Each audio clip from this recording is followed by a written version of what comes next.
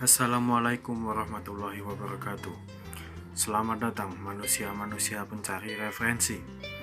Nama saya Muhammad Ilham Bimantoro, mahasiswa pendidikan bahasa Inggris dengan nomor induk mahasiswa 19202241042. Di sini saya akan membawakan sebuah materi, yaitu materi dari psikologi pendidikan.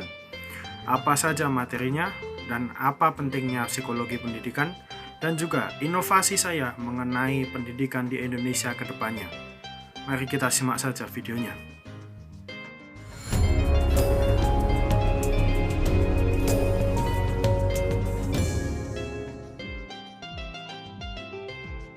Yang pertama, saya ingin membahas mengenai pengertian psikologi pendidikan. Dimulai dari psikologi dulu. Psikologi adalah ilmu pengetahuan yang mempelajari tingkah laku manusia, baik sebagai individu maupun dalam berhubungan dengan lingkungannya. Tingkah laku tersebut berupa tingkah laku yang tampak maupun tidak tampak, yang disadari maupun tidak disadari. Kemudian ada pendidikan. Apa sih pendidikan? Pendidikan adalah suatu usaha yang dilakukan secara sadar dengan sengaja untuk mengubah tingkah laku manusia, baik secara individu maupun kelompok. Jadi, psikologi pendidikan adalah ilmu yang memusatkan perhatian pada persoalan-persoalan yang berkenaan dengan proses dan faktor-faktor yang berhubungan dengan tindakan belajar. Sebenarnya, seberapa penting sih psikologi pendidikan itu? Nah, psikologi pendidikan kan merupakan suatu disiplin ilmu. Jadi ini sangat penting dan harus dimiliki oleh guru atau seorang pendidik agar dapat membantu dalam memahami tingkah laku belajar anak didiknya, dan juga untuk mencari solusi dari permasalahan yang sedang dihadapi serta memberikan penjelasan. Selain itu, sebagai alat bagi guru untuk mengendalikan dirinya dan juga memberi bantuan belajar kepada peserta didik dalam kegiatan pembelajaran guna mencapai tujuan dari pendidikan itu sendiri. Oke, sekarang kita masuk ke materi perkembangan anak. Perkembangan apa sih? Perkembangan yaitu proses yang menunjukkan bertambahnya kemampuan atau keterampilan dalam pola yang beraturan, serta berkaitan dengan aspek kemampuan fisik, intelektual, sosial, emosional, dan budaya. Terus faktornya apa aja sih? Ada 3 faktor di sini. Yang pertama faktor genetik, kedua faktor lingkungan, dan yang ketiga faktor nutrisi. Terus kalau udah faktor, apalagi ada aspek-aspek perkembangan anak. Aspeknya yang pertama ada perkembangan kognitif, yaitu perkembangan yang berkaitan dengan fungsi otak. Nah, di perkembangan kognitif ini dibagi menjadi 4. Yang pertama, tahap sensori motorik umur 0 sampai 18 bulan. Yaitu bayi lahir dengan refleks bawaan dan dorongan untuk mengeksplorasi dunianya. Kemudian ada tahap praoperasional umur 1,5 sampai 6 tahun. Pada masa ini, anak mulai dapat menerima rangsangan dengan terbatas. Masih terbatas loh ya. Kemudian ada tahap operasional konkret 6 sampai 12 tahun. Pada masa ini, kemampuan mengingat dan berpikir logis pada anak mulai meningkat, mampu memahami konsep sebab akibat secara rasional. Nah, kemudian ada tahap operasional formal, dimulai dari umur 12 tahun. Jadi anak mampu berpikir secara abstrak dan menguasai penalaran. Kemudian, selain perkembangan kognitif, ada perkembangan moral. Yang pertama ada bayi. Bayi ini memiliki rasa benar dan salah terhadap sesuatu. Kemudian balita, benar salah berdasarkan apa yang orang tua katakan padanya. Kemudian prasekolah, mulai dapat mengarahkan perilakunya. Kemudian usia sekolah, perasaan bahwa ini benar dan itu salah sudah mulai tertanam kuat dalam diri. Kemudian ada perkembangan sosial dan perkembangan emosi. Kemudian ada perkembangan remaja. Jadi remaja itu yang bagaimana sih? Masa remaja adalah masa peralihan dari masa kanak-kanak menuju masa dewasa. Batasannya dibagi menjadi 3, yaitu usia 12 sampai 15 tahun, 15 sampai 18 tahun, dan 18 sampai 21 tahun. Perkembangan remaja ada 4, yaitu perkembangan otak, perkembangan emosi, perkembangan moral, dan perkembangan sosial remaja. Perkembangan kognitif remaja terjadi ketika seorang anak sudah bisa berpikir secara abstrak dan hipotesis, serta mampu memikirkan sesuatu yang akan terjadi atau sesuatu yang bersifat abstrak. Yang kedua, perkembangan dalam pengambilan keputusan. Remaja adalah masa di mana terjadinya peningkatan pengambilan keputusan. Dalam tahap ini, seorang remaja akan mulai bisa mengambil keputusan-keputusan tentang masa depannya sendiri. Kemudian ada perkembangan emosi remaja. Emosi secara sederhana adalah suatu keadaan jiwa yang mewarnai tingkah laku. Dalam remaja, emosi ada dibagi menjadi beberapa, lebih tepatnya 3. Yang pertama emosi marah, kemudian ada emosi takut, dan ada emosi cinta.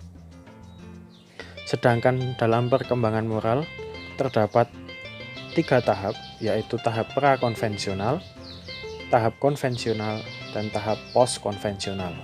Prakonvensional merupakan ketaatan terhadap hukum, yaitu berupaya untuk menghindari hukum. Tahap konvensional adalah persetujuan interpersonal, dan tahap postkonvensional adalah terbentuknya moral kontrak sosial. Untuk perkembangan sosial, remaja sudah cukup kompleks, cakrawala interaksi sosial dan pergaulannya cukup luas. Dalam penyesuaian diri terhadap lingkungan, remaja mulai memperhatikan dan mengenali berbagai norma pergaulan. Kemudian ada perbedaan individu. Perbedaan individu menyangkut variasi yang terjadi, baik fisik maupun psikologis. Ada 2 faktor yang mempengaruhi perbedaan individu, yaitu faktor bawaan atau gen dan faktor lingkungan. Macam-macam perbedaan individu ada dari inteligensi, kepribadian, gaya belajar, dan temperamen. Penyesuaian perbedaan individu terhadap pembelajaran bisa melalui akselerasi, remedial, dan pengayaan.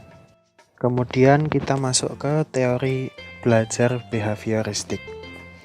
Menurut teori behavioristik, belajar adalah perubahan tingkah laku sebagai akibat adanya interaksi antara stimulus atau rangsangan dan respon atau tanggapan. Dengan kata lain, belajar merupakan bentuk perubahan yang dialami siswa dalam hal kemampuan untuk bertingkah laku dengan cara yang baru sebagai hasil interaksi antara stimulus dan respon. Inti dari teori belajar behavioristik adalah: yang pertama, belajar adalah perubahan tingkah laku.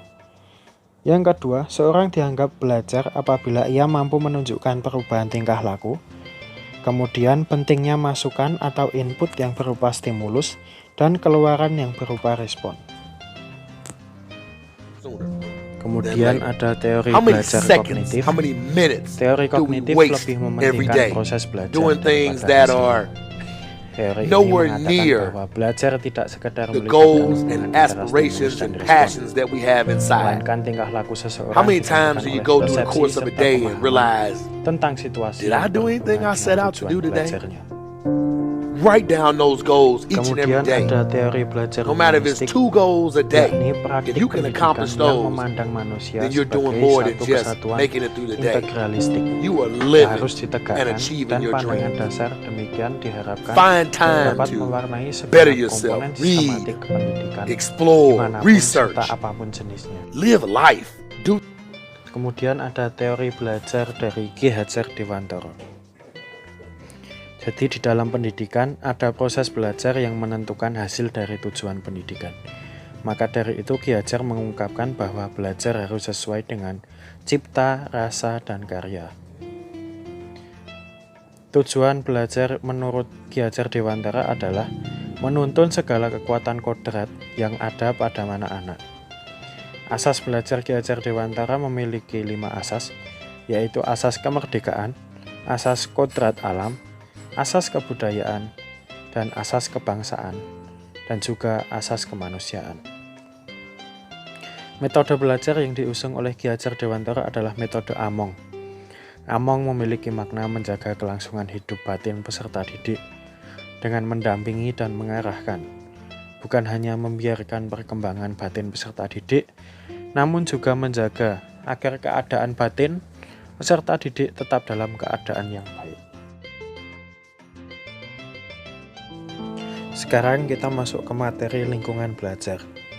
Hi guys. Lingkungan Today belajar I'll be giving adalah you some segala tips on kondisi how to create dan a pengaruh productive dari luar workspace. terhadap kegiatan My first pendidikan. tip, if it's Lingkungan possible pendidikan within the memiliki space you material have, dan choose rangsangan one dari dalam space that's maupun dari dedicated luar only individu to working. yang bersifat This way your psikologis, mind will associate the fisiologis, spot with sosiologis, studying, doing dan work, kebudayaan. or just focusing in general. Lingkungan That way belajar it'll be dibagi easier menjadi for you to 3. slip into Yang the pertama focused lingkungan mindset whenever keluarga, you sit down yaitu there. keluarga kita Tip sendiri. 2, use Kemudian natural ada lighting lingkungan whenever sekolah. it's Lingkungan possible. sekolah kerap Natural dianggap sunlight sebagai has a lot of lingkungan health belajar benefits yang like paling penting vitamin untuk D and individu. helping you sleep. Juga yang And it terakhir also lingkungan increases masyarakat. productivity. Masyarakat I'll link a source adalah about this lingkungan in the belajar description. ketiga setelah If keluarga you dan can't use sekolah. natural lighting, for example, Masyarakat if you're sebagai studying orang at yang hidup night, bersama dan make sure your menghasilkan space is kebudayaan. well lit with a Lingkungan lamp, that masyarakat way you don't have to mengajarkan strain your individu eye. tentang aturan norma dan Tip 3, kebudayaannya. use vertical storage whenever Masuk ke motivasi belajar. Motivasi belajar adalah keseluruhan daya penggerak dalam diri siswa yang menimbulkan kegiatan belajar, yang menjamin kelangsungan dari kegiatan belajar, dan memberikan arah pada kegiatan belajar, sehingga tujuan yang dikehendaki oleh subjek belajar dapat tercapai. Ada beberapa teori motivasi. Yang pertama teori hedonisme, kemudian teori naluri, kemudian teori reaksi yang dipelajari, kemudian teori daya pendorong, teori kebutuhan. You may open the envelopes containing your Materi papers. selanjutnya yaitu The evaluasi exam belajar. starts. Evaluasi belajar merupakan evaluasi yang dilakukan kepada peserta didik untuk mengetahui kemampuan peserta didik dan untuk mengetahui keberhasilan proses pembelajaran. Evaluasi hasil belajar memiliki beberapa fungsi. Yang pertama ada fungsi formatif, yaitu memberikan umpan balik bagi guru sebagai dasar untuk memperbaiki proses belajar mengajar. Kemudian fungsi sumatif, yaitu mengetahui tingkat penguasaan siswa terhadap materi pembelajaran. Kemudian fungsi diagnostik, yaitu mengetahui latar belakang siswa. Kemudian ada fungsi seleksi dan penempatan. Selain fungsi juga ada tujuan. Tujuannya yaitu pertama, menelusuri dan melacak proses belajar peserta didik. Kemudian mengecek ketercapaian kemampuan peserta didik. Dan yang terakhir yaitu mencari, menemukan, dan mendeteksi kekurangan, kesalahan, atau kelemahan peserta didik. Evaluasi hasil belajar memiliki 4 prinsip. Yang pertama kontinuitas, yaitu tidak boleh dilakukan secara insidental. Yang kedua komprehensif, kegiatan evaluasi pembelajaran hendaknya dilaksanakan secara menyeluruh. Kemudian adil dan objektif. Yang terakhir adalah instrumen yang baik. Kegiatan evaluasi harus menggunakan instrumen evaluasi yang baik dan memenuhi syarat sebagai instrumen evaluasi. Kemudian ada diagnosis kesulitan belajar. Diagnosis kesulitan belajar dapat diartikan sebagai proses menentukan masalah atau ketidakmampuan peserta didik dalam belajar dengan meneliti latar belakang penyebabnya. Kesulitan belajar ada beberapa. Yang pertama kekacauan belajar atau learning disorder. Kemudian ketidakmampuan belajar atau learning disability. Kemudian learning dysfunction atau fungsi belajar yang tidak dapat berfungsi dengan baik. Kemudian underachiever, yaitu kesulitan belajar yang terjadi pada anak yang memiliki potensi intelektual tergolong di atas normal, tapi prestasinya rendah.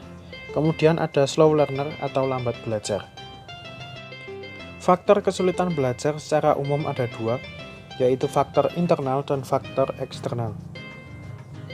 Faktor internal seperti sikap, motivasi, konsentrasi, kemampuan, rasa percaya diri, kebebasan belajar, dan juga cita-cita siswa. Kemudian ada faktor eksternal seperti guru, prasarana, kebijakan, lingkungan, dan kurikulum sekolah. Langkah-langkah diagnosis yang dilakukan pertama mengidentifikasi peserta didik, melokalisasi letak kesulitan, menentukan faktor penyebab, memperkirakan alternatif, menetapkan kemungkinan cara mengatasinya, dan yang terakhir, tindak lanjut dari diagnosis tersebut.